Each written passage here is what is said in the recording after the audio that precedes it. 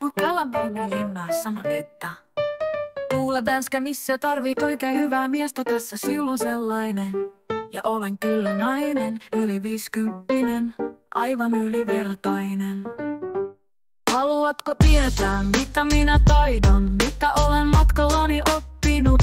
Lapsiperhearjen, sairaalapsen hoidon, ruokalistan viikolle ja rässymaton raidon.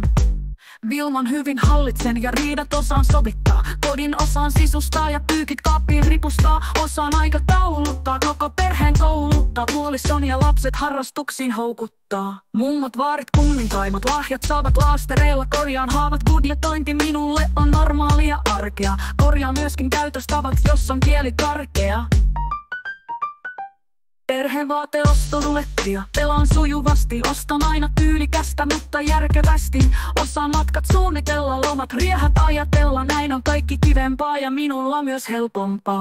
Osaan juhlat järjestää, monet herkut valmistaa, turhat toimet ulkoistaa.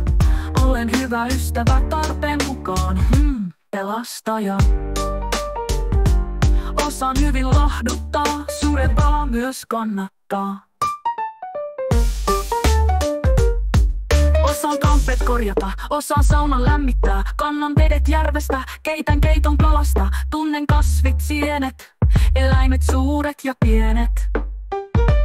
Osaan säästää rahaa, osaan sijoittaa, osaan ostaa asunnon ja auton kilottaa. Tankaan itse B-mariini ja varaan ajan huoltoon, yhteiskunnan asioihin osaan vaikuttaa. Osaan myöskin rentoutua, vapaalle siis heittää, joogaan juoksen lueskelen, tapaa lady-ystävät ja laskettelen.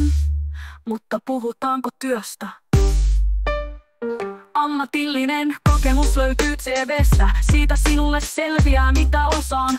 Oikeassa työssä siis Vänskä, missä tarvit oikein hyvää miestä, tässä silloin sellainen.